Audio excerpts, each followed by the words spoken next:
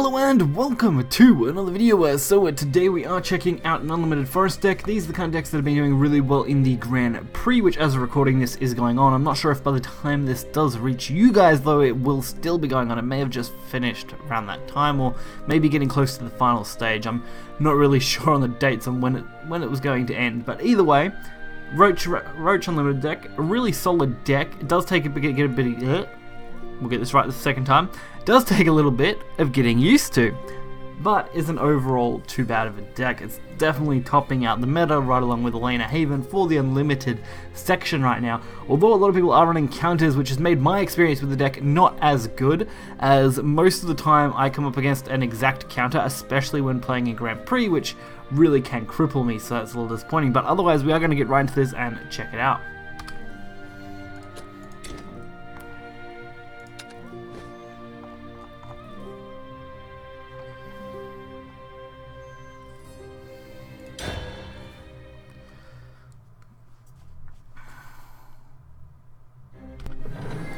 So, starting off this video, we are playing against a ForestCraft. There isn't too much to say about ForestCraft. I have got a video that I'll hopefully have that will cover it a little more in depth, but they are running pretty standard artifact decks that aren't too crazy, honestly. I found that they're a little slow, actually, for most current meta decks, which can make them a little awkward. Although they do have really good board presence, they just don't have that storm aggression they need at the moment in the early game.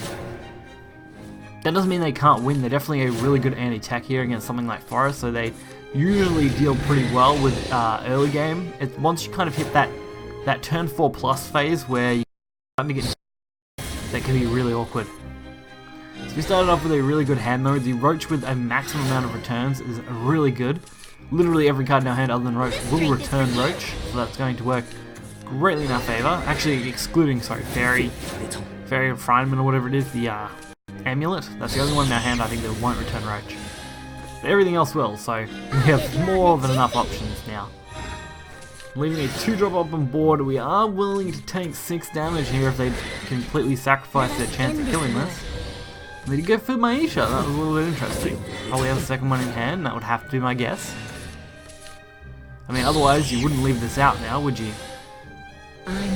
We got the best opportunity ever though. Now we can return our return card plus Roach and actually get even more value out of that card if we need it.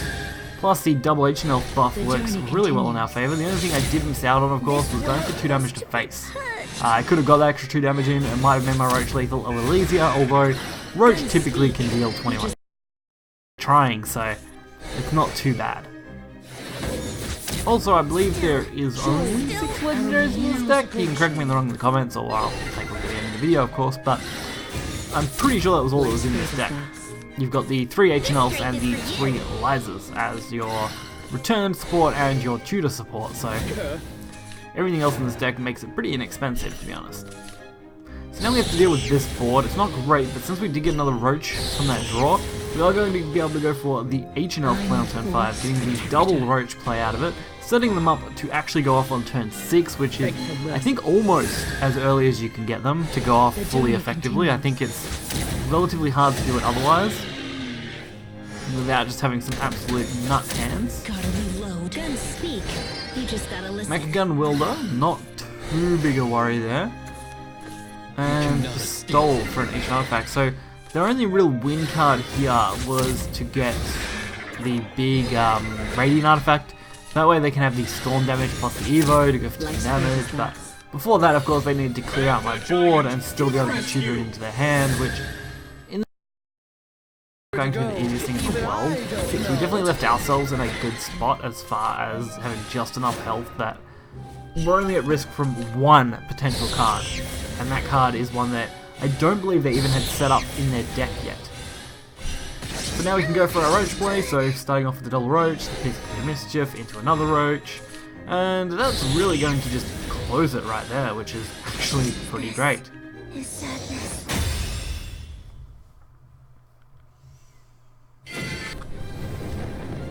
And for our second game, we are going up against a Dragoncraft. This one can be a little more interesting, honestly. Dragoncraft, there are a few variations floating around. I've seen things ranging from Fairy Boost to Control to just straight ramp to aggro. they've definitely got a nice pool of possible decks to play. Doesn't mean all of those decks of course are equal and all of them are super viable, but those decks do float around more often than say variants of other decks that definitely aren't anywhere near a playable level.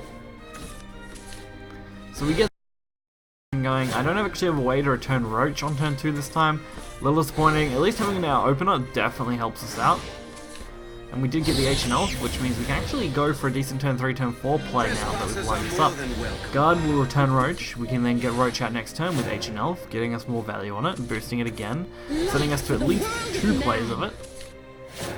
And they left up the 3/3, which isn't a problem.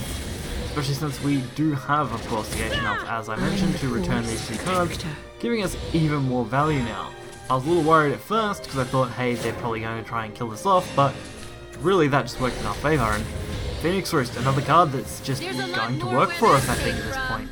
It's definitely a risky one to go up against. Phoenix Roost boosting Dragon can be absolutely insane, and since we don't have a second Roach in hand right now, it's definitely an awkward spot to put us in.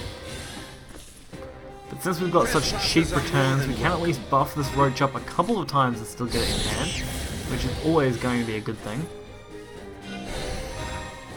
And I can even go for the 3rd Roach play with the Evo this time, since, of course, why wouldn't you maximize 3 Roach plays in one turn?